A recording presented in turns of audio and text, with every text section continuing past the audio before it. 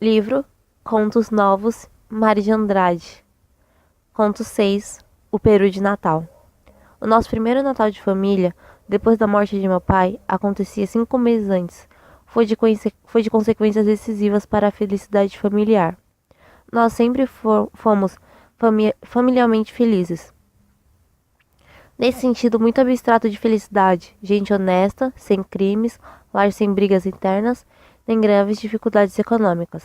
Mas devido principalmente à natureza cinzenta do meu pai, ser desprovido de qualquer lirismo, de uma exemplaridade incapaz, ao cochoado de medíocre, sempre nos faltara aquele aproveitamento da vida, aquele gosto pela felicidade material, um vinho bom, uma estação de água, aquisições de geladeira, coisas assim. Meu pai fora de um bom errado, quase dramático, o puro sangue dos desmancha-prazeres. Morreu meu pai, sentimos muito, etc. Quando chegamos na proximidade do Natal, eu já estava que não podia mais para afastar aquela memória obstruente do morto, que parecia ter sistematizado para sempre a obrigação de uma lembrança dolorosa em cada gesto mínimo da família. Uma vez que eu sugerira à mamãe a ideia de ver uma fita no cinema, o que resultou foram lágrimas. Onde se viu ir ao cinema de luto pesado? A dor já estava sendo cultivada pelas aparências, e eu, que sempre gostara apenas regularmente de meu pai, mais por instinto de filho do que por espontaneidade de amor, me via a ponto de aborrecer o bom do morto. Foi de certo por isso que me nasceu, esta sim, espontaneamente, a ideia de fazer uma das minhas chamadas loucuras. Essa fora, aliás, e desde muito cedo, a minha esplêndida conquista contra o ambiente familiar, desde cedinho, desde os tempos de ginásio, em que arranjava regularmente uma reprovação todos os anos, desde um beijo às escondidas, não a prima aos 10 anos, descoberto por tia velha, uma detestável tia, e principalmente desde as lições que dei ou recebi, não sei, de uma criada de parentes. Eu consegui no reformatório do lar e na vasta parentagem a fama conciliatória de louco. É de louco, é doido, coitado, falavam. Meus pais falavam com certa tristeza condescendente o resto da parentagem buscando um exemplo para os filhos, e provavelmente com aquele prazer dos que convencem de alguma superioridade. Não tinha dois entre filhos, pois foi o que me salvou nessa fama. Fiz tudo o que a vida me apresentou, e meu ser exigia para se realizar com integridade. E me deixaram fazer tudo, porque eu era doido, coitado. Resultou disso uma existência sem complexo, de que não posso me queixar de nada. Era costume sempre, na família, a ceia de Natal. Ceia, ceia Helles, já que imagina, ceia tipo meu pai, castanha, figo, passas. Depois da missa do galo, empanturramos de amêndoas e nozes. Quando discutimos os 3 manos por causa de um quebra-nozes, empanturrados de castanhas e monotomias, a gente se abraçava e ia pra cama. Foi lembrando disso em que eu arrebentei com uma das minhas loucuras. Bom, no Natal, eu quero comer peru. Houve um desses espantos que ninguém não imagina. Logo minha tia solteirona e santa, que morava conosco, advertiu que não podíamos convidar ninguém por causa do luto. Mas quem falou em convidar? Ninguém? Essa mania. Quando é que a gente já comeu peru na vida? Peru aqui em casa é prato de festa. Vem toda essa parentada do diabo. Meu filho, não fale assim. Pois falo. Pronto. E descarreguei minha gelada indiferença pela parentagem. Infinita. Diz que vinha, diz que se vinda de bandeirantes. Que bem que me importa? Era mesmo o momento para desenvolver minha teoria de doido. Coitado. Não perdi a ocasião. Me deu um sopetão uma ternura imensa por mamãe e titia, minhas 2 mães. 3 com minha irmã, as 3 mães que sempre me divinizaram a vida. Era sempre aquilo. Via aniversário de alguém e só então faziam um peru na casa. Peru na casa. Peru era o prato de festa, uma imundice de parentes já preparados para a tradição. Invadiam a casa por causa do peru, das empadinhas e dos doces. Minhas 3 mães, 3 dias antes, Já não sabiam da vida senão trabalhar, trabalhar no preparo de doces e frios finíssimos bem feitos. A parentagem devorava tudo e ainda levava embrulhadinho para os que não tinham podido vir. Minhas três mães mal podiam de exaustão. Do Peru, só no enterro dos ossos do dia seguinte é que mamãe com titia indo provar um naco de pernas, vago escuro, perdido no arroz alvo. E isso mesmo, era a mamãe quem servia, catava tudo pro velho e pros filhos. Na verdade, ninguém sabia de fato o que era um peru na nossa casa. Peru, resto de festa. Não, não. Não se convidava ninguém. Era um peru para nós, 5 pessoas, e havia de ser com 2 farofas. A gorda com miúdos e a seca, douradinha com bastante manteiga. Queria o papo recheado com a farofa gorda, em que havíamos de juntar ameixa preta, nozes e um cálice de xerez, como aprendera na casa de tia Rose. Muito minha companheira. Está claro que eu omiti onde aprender a receita, mas todos desconfiaram e ficaram logo naquele ar de incenso assoprado, se não seria a tentação do dinheiro aproveitar a receita tão gostosa e cerveja bem gelada. Eu garantia quase gritando. É certo que meus gostos, já bastante refinados fora do lar, pensei bastante num vinho bom, completamente francês, mas a ternura por mamãe venceu o doido. Mamãe adorava cerveja. Quando acabei meus projetos, notei bem que todos estavam felicíssimos, no desejo danado de fazer aquela loucura em que eu estourara. Bem que sabiam, era loucura sim, mas todos se faziam imaginar que eu sozinho é que estava desejando muito aquilo, e havia jeito fácil de empurrarem para cima de mim a culpa de seus desejos enormes. Sorriam se entreolhando, tímidos como pombas esgarradas, até que minha irmã resolveu o consentimento geral. É louco mesmo. Comprou-se o peru, fez o peru, etc.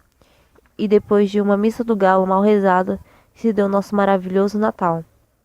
Foi engraçado. Assim que me lembrara de finalmente ia fazer mamãe comer o peru, não fizer outra coisa aqueles dias do que pensar nela. Senti ternura por ela, a amar minha velhinha adorada. E meus manos também. Estavam no mesmo ritmo violento de amor, todos dominados pela felicidade nova que o peru vinha imprimindo na família. De modo que, ainda disfarçando as coisas, deixei muito sossegado que mamãe cortasse todo o peito do peru. Um momento, aliás, ela parou, feito fatias de um dos lados do peito da ave, não resistindo àquelas leis de economia que sempre a tinham entorpecido numa quase pobreza sem razão. Não, senhora, corte inteiro. Só eu como tudo isso. Era mentira. O amor estava por tal forma inconsciente dentro de mim, que até era capaz de comer pouco, só para que os outros 4 comessem demais. E o dia a passão dos outros era o mesmo. Aquele peru comido a sós, redescobri em cada um o quantidade abafara por completo. Amor, paixão de mãe, paixão de filhos. Deus que me perdoe, mas estou pensando em Jesus, naquela casa de burgueses bem modestos. Estava realizando um milagre digno de Natal de um Deus. O peito de peru ficou inteiramente reduzido a fatias amplas. Eu sirvo. É louco mesmo. Pois porque havia de servir. Se sempre mamãe servira naquela casa, entre risos, os grandes pratos cheiros foram passados por mim, e eu principiei uma distribuição heróica, enquanto mandava meu mano servir a cerveja. Tomei conta logo de um pedaço admirável da casca, cheio de gordura, e pus no prato. Depois, vastas fatias brancas. A voz civilizada da minha mãe cortou o espaço angustiado, com todos aspiravam pela parte do peru. Se lembre dos manos, Juca. Quando ela havia de imaginar, pobre, que aquele era o prato dela, da mamãe, da minha amiga maltratada, que sabia da Rose, que sabia dos meus crimes. Que só lembrara de comunicar o que fazia. O prato ficou sublime. Mamãe, este é da senhora. Não, não passe não. Foi quando ela não pôde mais com tanta comoção e principiou chorando. Minha tia também. Logo percebendo que o novo prato sublime seria ela, entrou no refrão de lágrimas, e a minha irmã, que jamais viu lágrimas sem abrir a torneirinha também, se esparramou no choro. Então principiei dizendo muitos desaforos para não chorar também. Tinha 19 anos, diabo de família besta, que via Peru e chorava. Coisa assim. Todos se esforçavam por sorrir, mas agora é que a alegria se tornara impossível. É que o prato evocara por associação a imagem desejável de meu pai morto. Meu pai, como sua figura cinzenta, vinha sempre estragar nosso Natal. Fiquei danado. Bom, principiou-se a comer em silêncio lutuosos, e o peru estava bem feito. A carne mansa, de um tecido muito tênue boiava na fagueira, entre sabores de farofas e de presunto. De vez em quando ferida, inquietada e desejada pela intervenção mais violenta da mecha preta, e estorvo petulante dos pedacinhos de nós.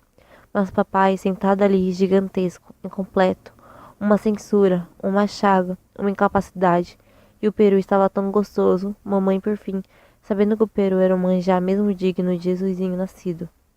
Principiou uma luta entre o peru e o vulto de meu pai. Imaginei que gabar o peru era fortalecer uma luta. Estava claro.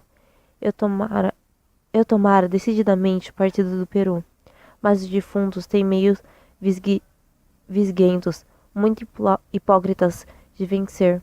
Nem bem gabei o Peru, a imagem de meu pai cresceu vitoriosa, insuportavelmente obstruidora. Só falta seu pai. Eu nem comia, nem podia mais gostar daquele peru perfeito, tanto que me interessava aquela luta entre os dois mortos. Cheguei a odiar papai, e nem sei que inspiração genial de repente se tornou hipócrita e político. Daquele instante em que hoje parece decisivo da nossa família, tomei aparentemente partido de meu pai. Fingi triste.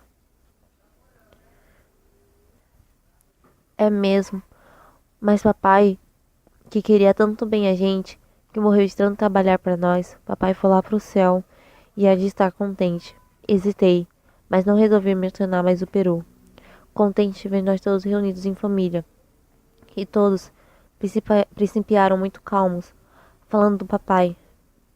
A imagem dele foi diminuindo, diminuindo, e virou uma estrelinha brilhante no céu. Agora todos comiam o peru com sensualidade, porque papai foi muito. Sempre se sacrificara por todos nós. Foram um santo, que vocês, meus filhos, nunca poderão pagar o que devem a seu pai. Um santo. Papai virara um santo.